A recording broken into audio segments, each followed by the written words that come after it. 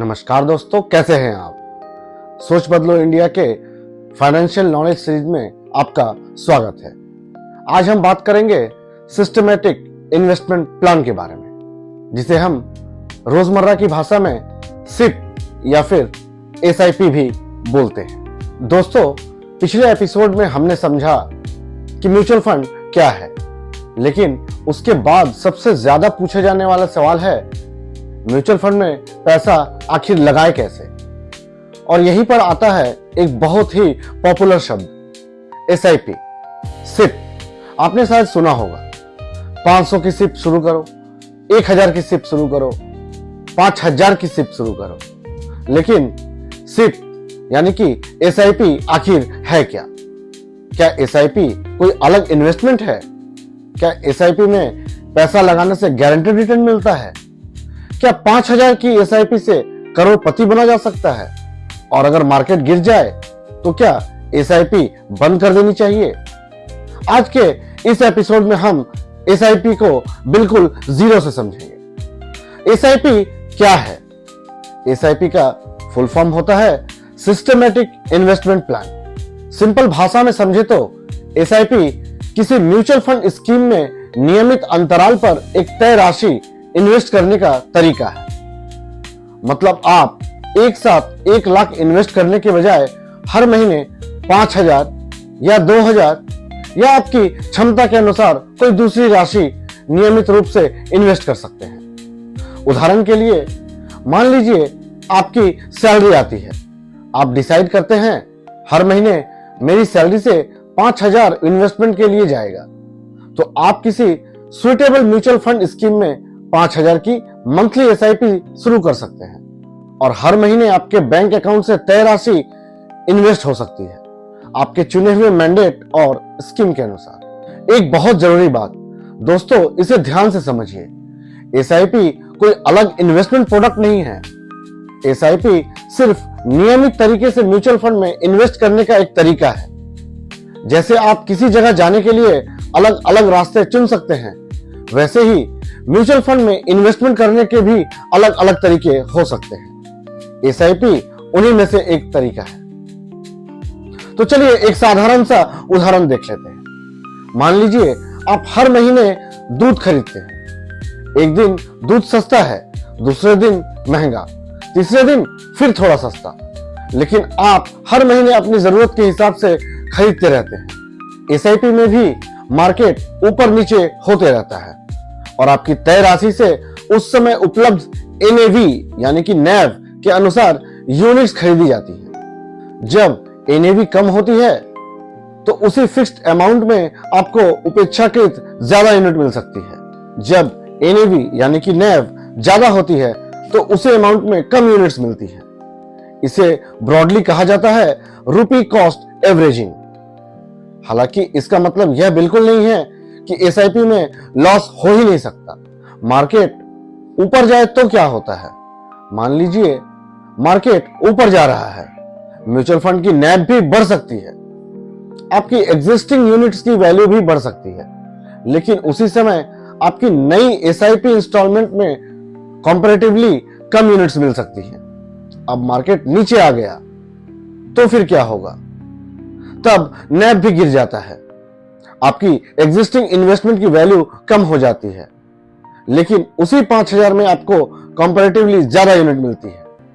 फिर market recover करता है तो उन एक्युमुलेटेड यूनिट्स की वैल्यू भी बढ़ जाती है। यही एसआईपी की एक खास विशेषता है। लेकिन याद रखिए, मार्केट रिकवरी की कोई गारंटी नहीं है।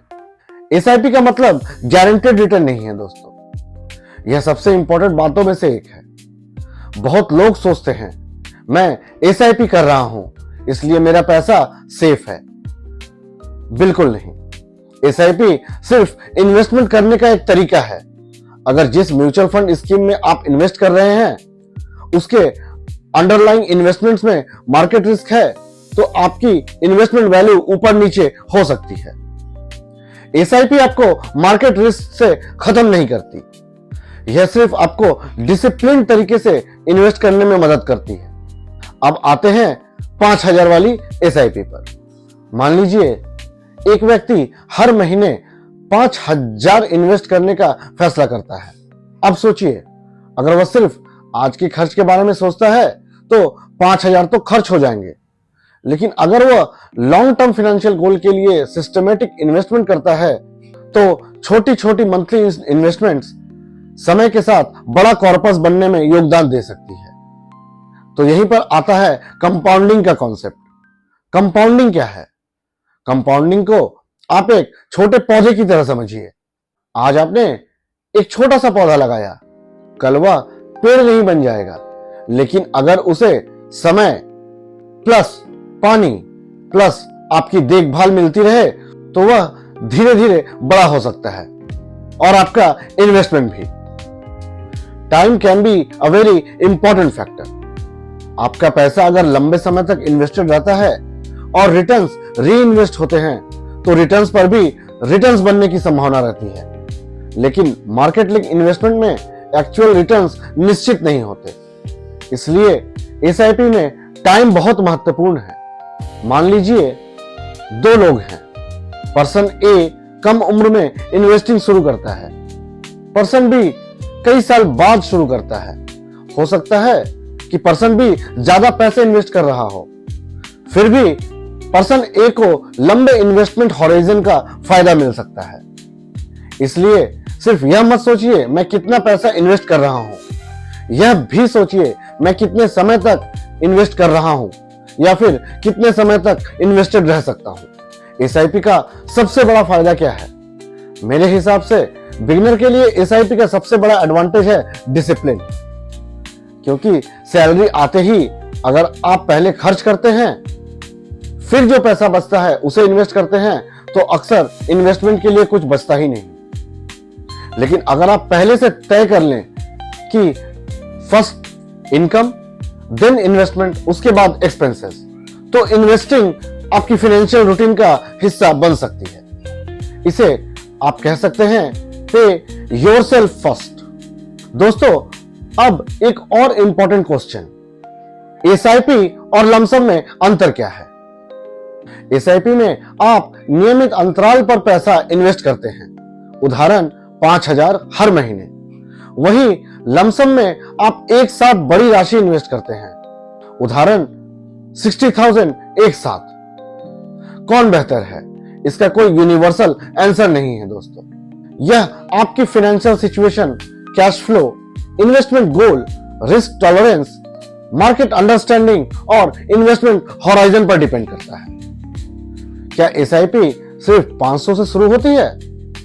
यह स्कीम और प्लेटफॉर्म के मिनिमम इन्वेस्टमेंट रिक्वायरमेंट पर डिपेंड करता है। कई म्यूचुअल फंड स्कीम में रिलेटिवली छोटी राशि से एसआईपी शुरू की जा सकती है, लेकिन सिर्फ इसलिए एसआईपी शुरू मत कीजिए कि सब लोग कर रहे हैं। पहले समझिए पैसा कहां जा रहा है, किस प्रकार की स्कीम है, कितना रिस्क है और आपका गोल क्या है। दोस्तों, अब हम जानेंगे कि स्टेप अप एसआईपी क्या है। अब मान लीजिए आज आपकी सैलरी 40,000 रुपए है, आप 5,000 की एसआईपी शुरू करते हैं। कुछ साल बाद आपकी इनकम बढ़ जाती है तो आप अपनी एसआईपी भी धीरे धीरे बढ़ा सकते हैं। इसे कॉमनली कहा जाता है स्टेप अप एसआईपी। उदाहरण के लिए आज 5,000 इनकम बढ़ी तो 6,000, फिर 7,000। इससे आपकी इन्वेस्टमेंट कंट्रीब्यूशन समय के साथ साथ बढ़ सकती है। लेकिन एसआईपी अमाउंट बढ़ाना तभी उचित है जब आपकी इनकम और फाइनेंशियल सिचुएशन इसे सपोर्ट करे। तो दोस्तों, एसआईपी के बारे में 5 बड़ी गलतफहमियां को जान लेते हैं। मिथ 1, एसआईपी में लॉस नहीं होता। बिल्कुल गलत। मार्केट लिंक म्यूचुअल फंड्स में लॉस हो सकता है। मिथ 2, एसआईपी मतलब गारंटेड रिटर्न। जी नहीं दोस्तों, एसआईपी रिटर्न्स की गारंटी कभी नहीं देता। मिथ 3, मार्केट गिर रहा है तो एसआईपी बंद कर दो। यह ऑटोमेटिकली सही स्ट्रेटजी नहीं है। मार्केट वोलेटिलिटी एसआईपी इन्वेस्टिंग का हिस्सा हो सकती है। इन्वेस्टमेंट डिसीजन आपके गोल और रिस्क प्रोफाइल के अनुसार होना चाहिए। मिथ नंबर 4, जितनी बड़ी एसआईपी उतना अच्छा इन्वेस्टमेंट। यह जरूरी नहीं दोस्तों। आपकी एसआईपी आपकी इनकम, एक्सपेंसेस और फाइनेंशियल गोल्स के हिसाब से अफोर्डेबल होनी चाहिए।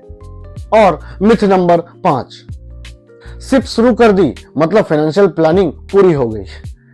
बिल्कुल नहीं दोस्तों, एसआईपी फाइनेंशियल प्लानिंग का सिर्फ एक हिस्सा हो सकती है। Emergency fund, insurance, debt, goals और एसेट एलोकेशन जैसे दूसरे एस्पेक्ट्स भी महत्वपूर्ण हैं।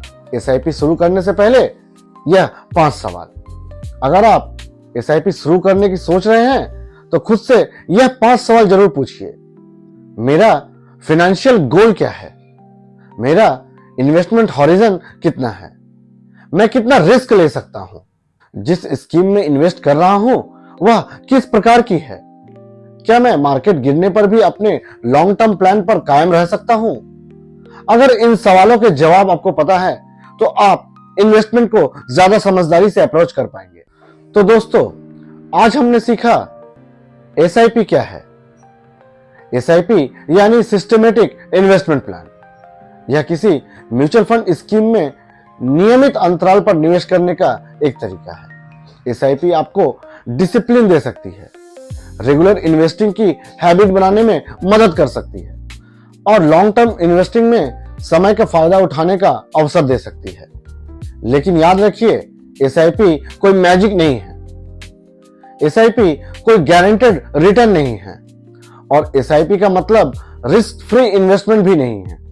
सबसे जरूरी बात दोस्तों, इन्वेस्टमेंट शुरू करने से पहले इन्वेस्टमेंट को समझना शुरू कीजिए, क्योंकि कम पैसा इन्वेस्ट करना समस्या नहीं है, बिना समझे इन्वेस्ट करना समस्या हो सकता है। अगर आप फाइनेंशियल नॉलेज सीरीज को जीरो से समझना चाहते हैं तो सोच बदलो इंडिया को सब्सक्राइब जरूर करें, क्योंकि इस सीरीज में हम बात करेंगे म्यूचुअल फंड से लेकर एसआईपी तक, इंश्योरेंस से लेकर टैक्स तक और सेविंग्स से लेकर वेल्थ क्रिएशन तक, सब कुछ एकदम आसान भाषा में। मैं मिलूंगा अगले एपिसोड में एक बहुत ही इंटरेस्टिंग सवाल के साथ। तब तक याद रखिए, सोच बदलो, फाइनेंशियल फ्यूचर बदलो। धन्यवाद।